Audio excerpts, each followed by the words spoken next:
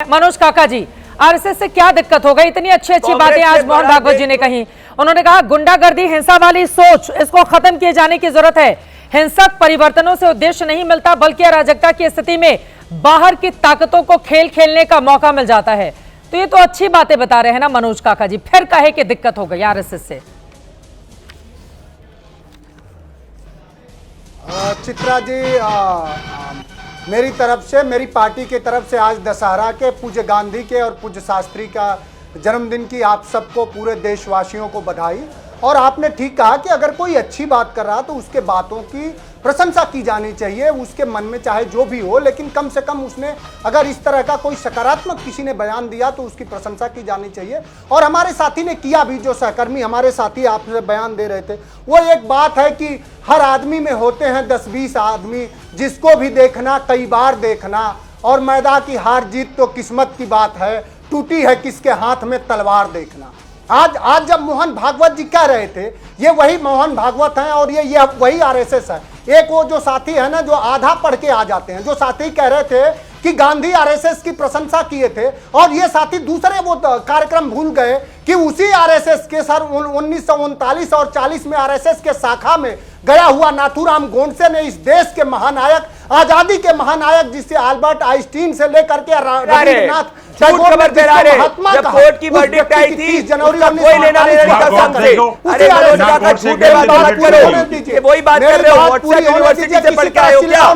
मेरी बात पूरी होने दो, झूठ नहीं बोलने दूंगा मैं आपको, मेरी बात पूरी होने दो। अर्जन गगरी छलकत जाए, भरी गगरिया चुप्पे जा। आप पूरी बात, आप उसी गांधी ने अरे शायरी बोलो, कहावत बोलो, ये सब बोलो, तथ्य मत बोलो। देश की लड़ाई में बोलोगे मनोज भाई, कहा कि हमारी सांस्कृतिक लड़ाई है, हमारी सांस्कृतिक लड़ाई है, और तुम्हारे अरे आप कुछ नहीं जानते हो आरएसएस के बारे में। वो बात है ना कि नया मुल्ला प्याज ज्यादा भैया, तुम तो अपनी पार्टी के बारे में जान लो मनोज भाई, वही बहुत है। आप वही जान लो, वो बहुत है। आजादी के आंदोलन में कोई बारी में प्लीज मनोज काका जी बोलेंगे, बाकी लोग भी इंतजार कर रहे हैं। प्रदीप जी, मैं आऊंगी आपके पास। मनोज जी बोलिए, मनोज काका जी बोलिए। चित्रा जी, मैं पूरे प्रमाण के साथ कह रहा हूं, अगर मैं कहीं गलत हो जाऊं, आप बंच ऑफ थॉट पढ़िए। ऑर्गेनाइजर, इस देश के संविधान, इस कौन मुसलमानों ने, कौन मुसलमानों के संस्थान ने, ईसाई ने, बौद्ध ने, किसने तिरंगा 50 साल तक नहीं फहराया? किसने पूज्य बाबा साहब अंबेडकर को कहा कि तुम्हारे बौद्ध धर्म में जाने से जातक का भी कोई फर्क तक नहीं, सूतक तक का भी फर्क नहीं पड़ता? किसने कहा कि हमारे तिरंगों का 3 रंग नहीं ठीक है? बंच ऑफ थॉट में कहा गया। और आरएसएस ने हमेशा इस देश में, चूंकि उनकी सांस्कृतिक लड़ाई में सिर्फ हिंदू आते हैं, और इस देश के आजादी की लड़ाई तो भगत सिंह, अशफाक उल्लाह खां सभी ने लड़ी, तो उनके सांस्कृतिक लड़ाई में सिर्फ, और उनके उस विचारधारा में केवल नफरत आती है। अगर मोहन भागवत जी बात तो इस तरह का करते हैं, और उत्तर प्रदेश में जब 2017 में भारतीय जनता पार्टी की विजय होती है, तो किसी दलित पिछड़ा को उत्तर प्रदेश में मुख्यमंत्री न बना दिया जाए, उसके लिए मोहन भागवत पैरवी करते हैं। कैसे हिंसक और उन्मादी बयान देने वाले आप लोग अपनी पार्टी से बना देते ना मुख्यमंत्री किसी दलित को। आपके पास भी तो मौका था, 3-3, 4-4 बार, खुद ही कर लेते। अभी ऐलान कर दीजिए कि दलित मुख्यमंत्री बनेगा उत्तर प्रदेश का। इतना बड़ा दिल दिखा दे अखिलेश यादव जी। बात तो पूरी होने दी। हाँ, नहीं, आप अपनी बात पूरी कर लीजिए, बाकी लोगों की भी पास आ रहा है ना, आपके भी पास मौका है दलित को मुख्यमंत्री बनाने का। हाँ, बोलिए। चित्रा कितना अच्छा सवाल कर रही है। हमारे पास मौका है दलित को मुख्यमंत्री बनाने का, और किसी दलित को इस देश के मीडिया संस्थान से लेकर के और सर, बहुत बड़ा दिल है मनोज काका जी। कोई भी दलित अगर आकर इस कुर्सी पर बैठता है तो इससे अच्छी बात हो ही नहीं सकती है मनोज काका जी, और हम लोग सम्मान करेंगे उस नेतृत्व का भी। अब मीडिया संस्थान और इधर आपको लगता है कि ये वाली बातें कहकर हम चित्रा त्रिपाठी पर निशाना साध लेंगे? हम लोगों के लिए फख्र की बात हो गई अगर कोई भी आकर बैठेगा इस कुर्सी पर, ठीक है, और हम स्वीकार करते हैं नेतृत्व को। आप बताइए अपना मनोज काका जी, मीडिया पर फौरन आ जाते हैं। और आरएसएस का, हाँ, मीडिया से लड़ाई थोड़ी ना करनी है मनोज काका जी, आपको बीजेपी और बीएसपी से लड़ाई करनी है। आरएसएस का और कर्म सुनिए, बोलिए। आरएसएस का और कर्म सुनिए। आरएसएस ने हमारे पवित्र संविधान को कहा कि ये तो पश्चिमी देशों के संविधानों का नकल भर है, जिसने हमारे तिरंगे का अपमान किया, हमारे संविधान का अपमान किया, बाबा साहब का अपमान किया। अभी आज भी उसके मन में दलितों, पिछड़ों, आदिवासियों के प्रति उतनी ही नफरत है। नहीं तो आज आरएसएस 100 साल का हुआ, क्या आरएसएस में 4 भी दलित, क्या मुसलमान, क्या पिछड़े तबके, क्या या ठीक है, केवल मैं सवाल का जवाब ले लेती हूँ। संगीत रागी जी, ठीक है, दुर्भाग्यपूर्ण है कि आप जैसे ब्राह्मण भी उस चैन में नहीं आएंगे। ये उसने कितने दलितों, पिछड़ों, आदिवासियों को सरसंघचालक बनाया, ये इसका जवाब दीजिए। इस देश में कितने बार रोजगार की लड़ाई लड़ी, मंडल कमीशन लागू हो, इसकी लड़ाई आरएसएस ने कब लड़ा? ठीक है, आरएसएस तो हमेशा। संगीत रागी जी बोलेंगे, विनोद बंसल जी, शोएब जमाई जी, मैं आ रही हूँ आपके पास। ठीक है, आपकी बात हो गई, आपकी बात हो गई। ठीक है, आज ही मोहन भागवत जी ने कहा है जाति व्यवस्था खत्म होनी चाहिए, वो तो लड़ते ही हैं जाति व्यवस्था खत्म हो ताकि हिंदुत्व एक हो सके। उनकी ये बात नहीं पहुंचती आप लोगों के कानों तक। वो कहते हैं जाति सबसे बड़ी बाधा है देश के उत्थान में, जाति खत्म हो। कल ही प्रधानमंत्री ने कहा एक शमशान, एक मंदिर, इसको लेकर तो आरएसएस से आगे बढ़ाना। अरे वो अपराधी होता है जो दलित को घोड़ी चढ़ने से रोकता है, उसको जेल भेजा जाना चाहिए। जो दलितों का हक छीनता है उसको जेल भेजा जाना चाहिए, कोई अगर घोड़ी चढ़ने से रोकता है तो। लेकिन जो अपराधी है उसको जातिवाद में, जकड़न में लाकर उसका महिमा मंडन नहीं कर सकते ना। वो अपराधी है जो दलितों को घोड़ी चढ़ने से रोकता है, ऐसे लोगों की जगह जेल में होती है। संगीत रागी जी, संगीत रागी जी, संगीत रागी जी, उन्होंने जो आरोप लगाए हैं उस पर जवाब वो कह रहे हैं कि ये जो तिरंगा झंडा का जो लगातार विरोध करता रहा, संविधान को जो मानता नहीं है, आज वो आरएसएस ऐसी बातें करता है। ठीक है, बोलिए, उनके आरोप भी आपने सुन लिया है। संगीत रागी जी बोलिए।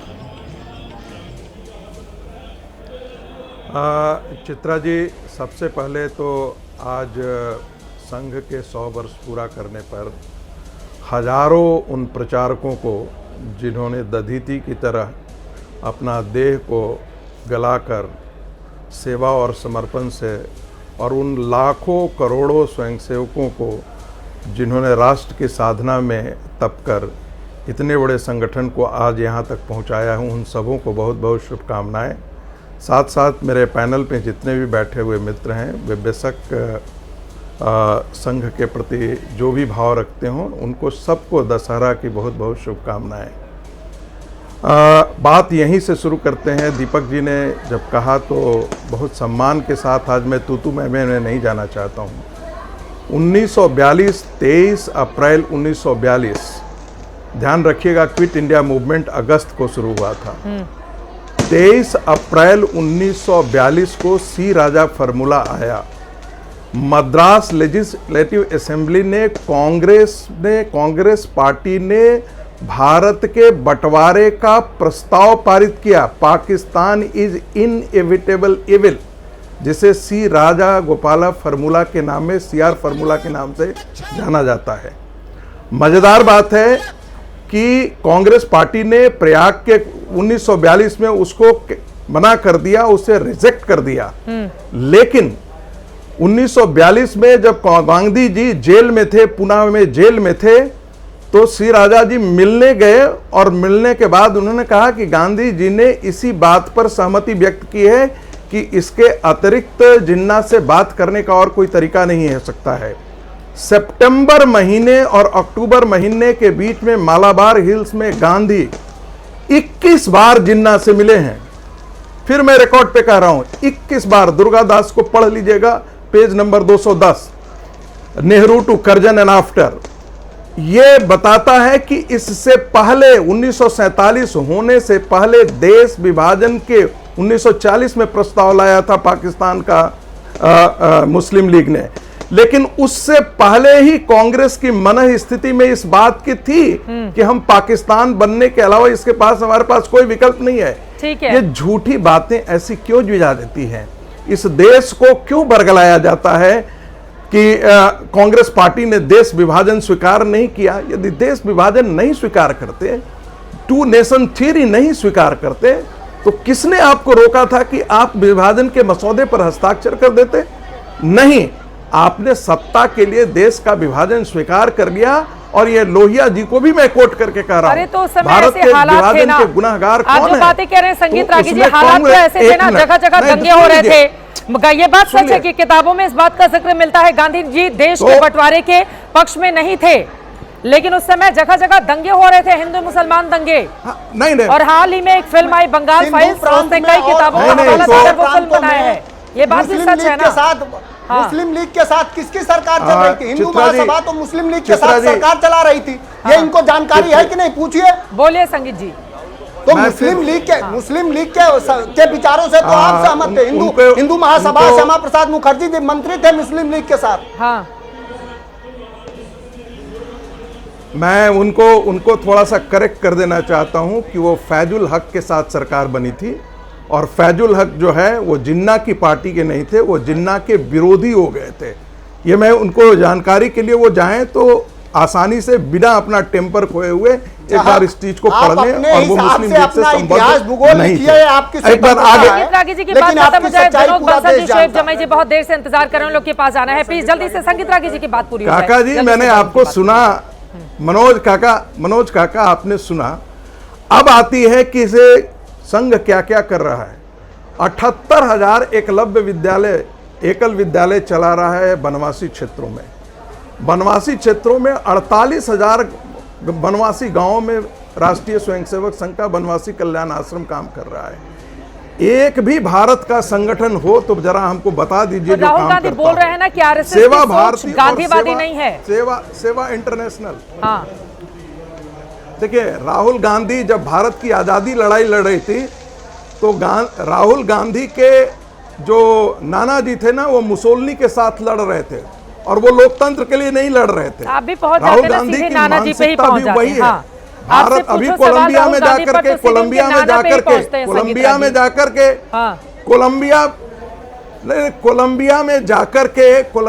जाकर के फिर से वही बात किया है, वही बात कर रहे हैं। भारत के अंदर लोकतंत्र खत्म हो गया है, ये बातें जाकर को यहाँ नहीं बोल रहे हैं। दशहरा के दिन उनको यहाँ रहने की जरूरत नहीं समझ है। वो कोलंबिया में गए हैं, और पता नहीं किस लिए गए हैं, मुझे मालूम नहीं है। बहुत प्रकार के उसके बारे में बातें जाना, उस चीज में जाना नहीं चाहते। आज बड़ा शुभ दिन है, हम उसी की बात नहीं, आपको बता के जाएंगे। आपको बता के जाएंगे क्या कांग्रेस नहीं, मुझे नहीं बता करके जानते हैं, लेकिन देश जानता है, देश जानता है कि क्या अपने देश जानता है कि ये कोलंबिया क्यों गए हैं, ये देश जानता है। आपके पास हमको बताने के लिए है कि नहीं है? आरएसएस ने अगर आपको कुछ सिखाया होता तो आपको संस्कार सिखाया होता, आपको सम्मान करना सिखाया होता, लेकिन वीडियो जारी किया ना, श्यामा प्रसाद मुखर्जी ने अंग्रेजों को पत्र लिखा था, इतिहास के पन्ने में दर्ज है। आरएसएस के देशद्रोह के सबूत आज बड़े सारे वीडियो जारी किए गए हैं। संगीत जी 2 लाइन में जल्दी से, फिर बाकी लोगों के पास जाना है, जल्दी से प्लीज। देखिए, राष्ट्रीय स्वयंसेवक उस समय भी वही कह रहा था और आज भी वही है। मूल मंत्र एक ही है, भारत की सनातन सभ्यता, हिंदू संस्कृति, हिंदू धर्म और हिंदू संस्कृति ये अक्षुण्ण रहेगी, तभी ये भारत रहेगा, नहीं तो भारत अफगानिस्तान, बांग्लादेश, पाकिस्तान बन जाएगा। खाली हिंदू इसके लिए जरूरी ये है कि भारत का संगठित हिंदू समाज हो, भारत का संगठित हिंदू समाज हो। और एक लाइन जोड़ देना चाहता हूँ, मुसलमानों से कोई विरोध नहीं है, मुस्लिम मानसिकता से जरूर विरोध है। हाँ, ठीक है, आप मुस्लिम मानसिकता की बात करें, जल्दी जल्दी आते हुए। विनोद बंसल जी, मैं आपके पास आऊंगी। उन्होंने मुस्लिम मानसिकता की बात कही, शोएब जमाई का रुख करते हुए। आज दंगा नहीं कर रहा है क्या? कहाँ आज दंगा नहीं कर, कहाँ दंगा कर रहा है भारत का जैसा नहीं काम हो रहा है क्या? हाँ। भारत का मुसलमान आज संभल में हिंदुओं का कत्लेआम नहीं मचाया गया था क्या? जिसे मुलायम सिंह की पार्टी आ गई, जब सत्ता में आई तो उनको सारे को छोड़ दिया, रिहा कर दिया।